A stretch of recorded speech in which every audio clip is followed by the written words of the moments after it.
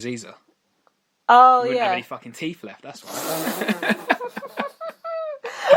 Yeah, it looks like they're putting their head at the dress. Yeah, it's weird. Pervy. Is that a UK thing as well? We do have a garter, but I don't know if people sort of put their head at someone's skirt. I mean, he was throwing it behind him for the guys to catch. I knew that. No, I knew that it was. Bride does it with flowers. But, That's the only thing about 90 Day Fiance. You never get a gay 90 Day Fiance. I know. Because I suppose you can't. Or maybe you could. Can you? Well, yeah, you can marry legally in America now. Yeah, you can. Yeah, so why is there never any gay people in it? I don't know. Actually, that's a little bit of a strange one.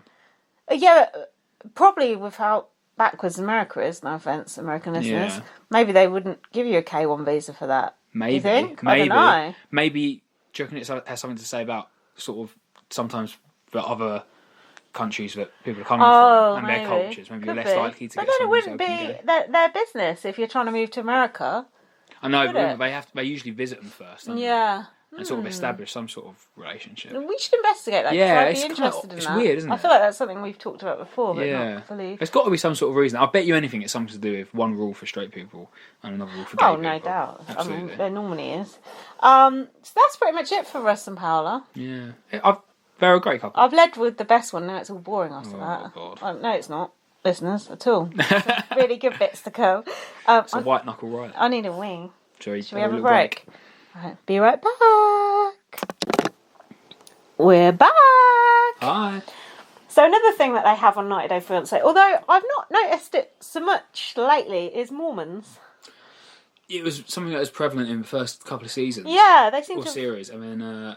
probably the Mormons have seen the direction the show's going in and they're like, maybe not. Was the last Mormon we saw in it? Hold on, was Kalani and thingy a Mormon? Kalani. As Whaley? They were religious, yeah, but I feel like it wasn't really brought up much. No. You know, their religion. The last good Mormon I can remember is that very cute guy. Do you remember? Crying eyes guy. No. Who was that? No, he wasn't a Mormon. That Russian girl. No. Do you remember this? There was like a girl who was like... Oh no, hold on. Oh, a South African girl. I'm thinking of... Oh, now I'm getting all my ones confused. Remember that girl who's like really immature and a twat and then her boyfriend was like to her friend, fuck you, basically. Oh, David. Yeah, they were Mormons. Were they Mormons? Annie? Yeah, they were both Mormons. But I wasn't thinking of them. I was thinking of there's a really cute Mormon guy, and she she was Russian. She was a bit of a wild child. He was a bit of a crying eyes. No, he wasn't a crying eyes guy. Sure? He's a cute little guy, like a little mini Brandon Flowers. Oh yeah, he wasn't a crying eyes. No, that's another one. That was a different guy. His dad was giving her the third degree over breakfast. Yeah, made her recite from the Bible.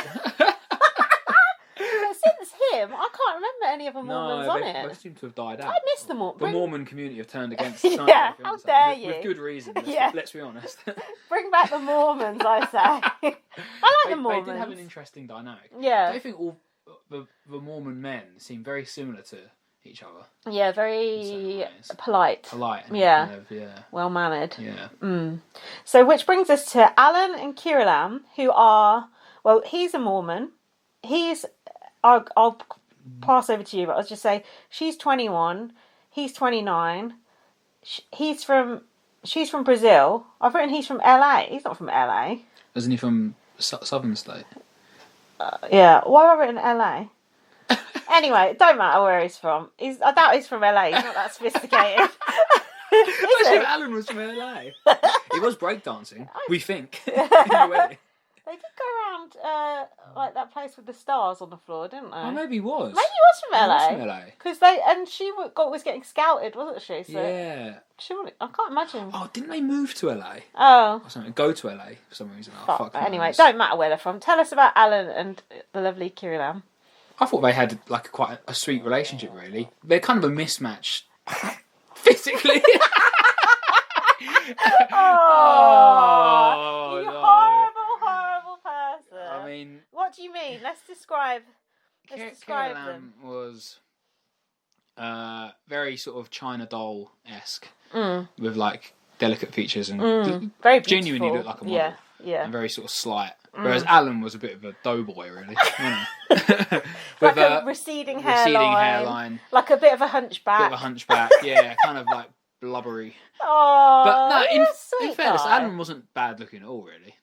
Well, he was just normal looking. He was normal looking, but she was stunning. So that was the disparity. But I mean, she kind of. Don't you think she really seemed to sort of? She didn't ever know how nice looking she was. Although she did want to be a model, but she wasn't particularly. She wasn't vain or anything not in the slightest. Sounds a bit patronising to say about women. No, it's true though. You could tell she had no ego. Yeah, that's what I mean. You never sort of got a sense that she thought she was too good for Alan. Yeah. Even though she obviously was physically, not mentally or anything. Yeah. I meant to say we should describe physically all the couples for people who don't know. Okay, that's a good. But we missed Paola and Russ. Well, Paola was divine. Paola's like a beautiful Colombian woman with long dark hair. Heaven. Yeah, what's Russ? Russ wasn't bad. Just like, he was nice looking. Nice sort of a like blonde hair, blue eyes, maybe. Blue-eyed, young looking. Good looking. Clean good looking. A bit effeminate, as we said, but slight figured as well. Yeah, he was fit. You would get off with him. Yeah. Anyway, so Alan's a bit sort of old manish. He's not really even doughy, is he? He's just like. He's like a 40-year-old. Yeah, I'm surprised when he told me he was 29. I thought, what fucking couple was this? So he met her while he was out on a mission. What do they call it? On a mission. Is that not on a mission? It sounds like he's off getting missionary? fucked. No. Yeah. It also sounds like getting fucked. When they're off spreading the good word, he was off doing that. So a lot of their storyline was kind of like what a big culture shock it was for her to be in America. Like she didn't have running water. Where's she from? Brazil. They have running water in Brazil. Do you know, what the fuck? No, she must have been from quite a poor. But do you know what? That's something I was going to say about Kira Lamb. I'm saying that right, Kira Lamb. Yeah, I think so. I just felt like her background and where she was from, and where she came from. It was kind of like a mystery and a big question mark because I don't really feel like it was ever talked about that much. A lot was talked about how she was finding it hard to settle in America, but I can't remember for the life of me.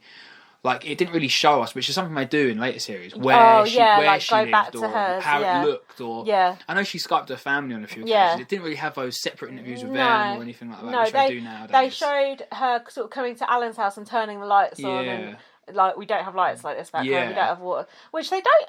I don't think I do that as much now on Night Day. They do a bit, like with Oswello they did. Like he lived in a field with pigs or whatever. I'm sure with Oswello, though, they had, like...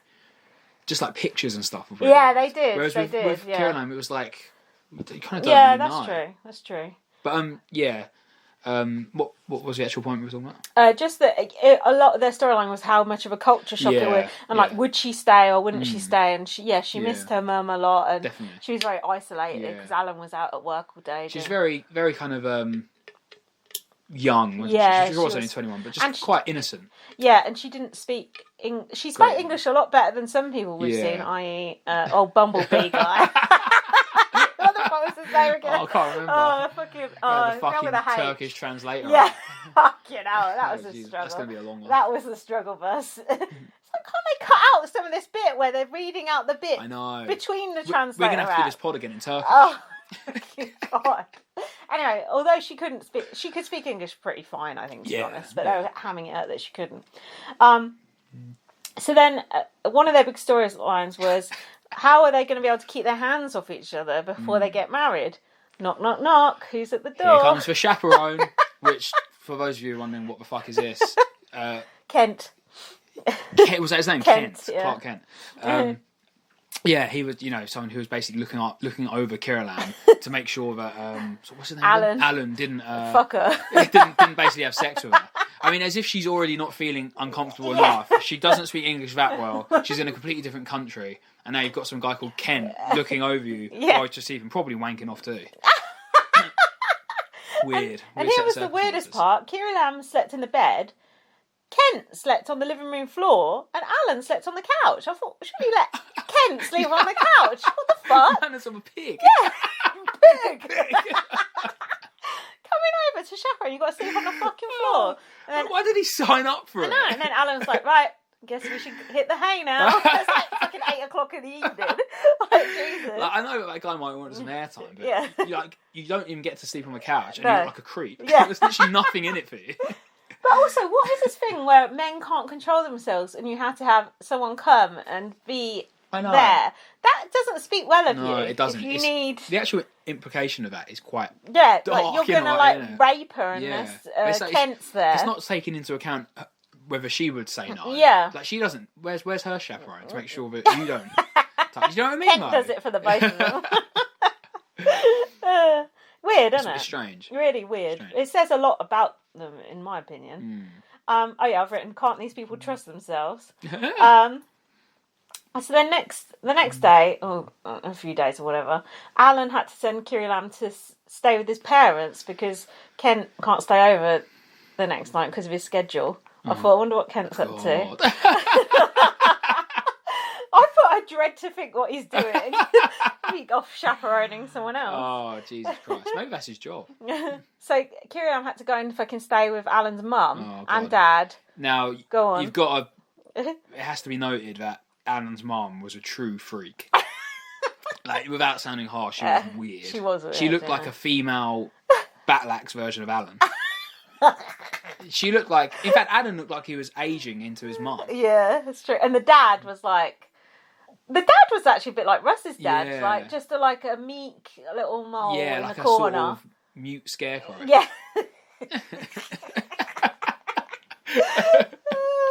But that mum was weird as hell. Yeah. Very worried about the modesty of the dress. Yeah, she was going to Kirilam, I want to see your dress because I want to check if it's modest enough. And Kirilam went, look, my mum made the dress and I don't want to show it to you. Good. Do you know what? That's something else about Kirilam. Even though she was quite kind of... Initially, you'd think she was a little bit meek.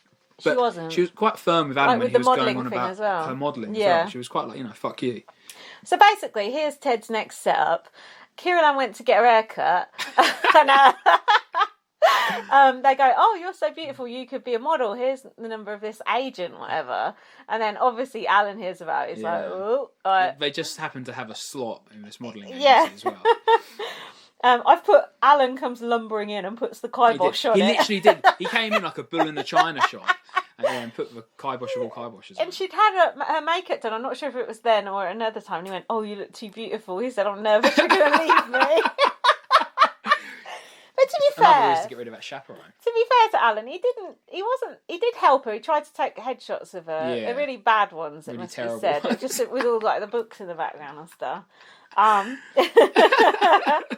It was just, but he wasn't really that strict. No, he wasn't. I think that was them hamming it up. Yeah, when we watched it, we did think Alan was creepy, didn't we? But then we grew to like him a bit. He was quite sweet, really. Yeah, he was sweet. A lot of people on the show are actually quite sweet and relatable, but some are just creepy as fuck. Absolutely batshit crazy as well. So then they got married sooner than the 90 days, probably to give the chaperone a break. They didn't want to... because Alan couldn't wait to bust his nut. No. Well, yeah. Someday.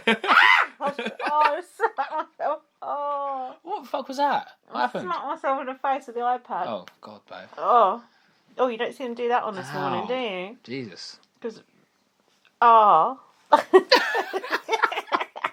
Because you were singing that song. Someday, I wanna be... Anyway, so the wedding day.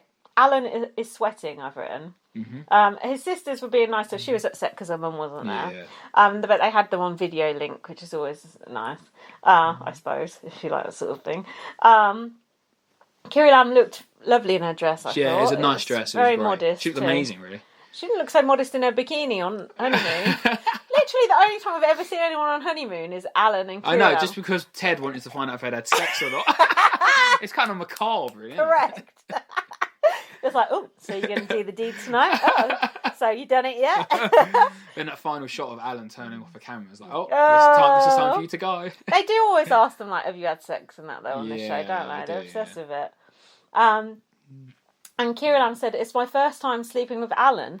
Yes, but not just sleeping with anyone. No, she said with Alan, so we were wondering. But you know, something else as well, just to go back to the wedding.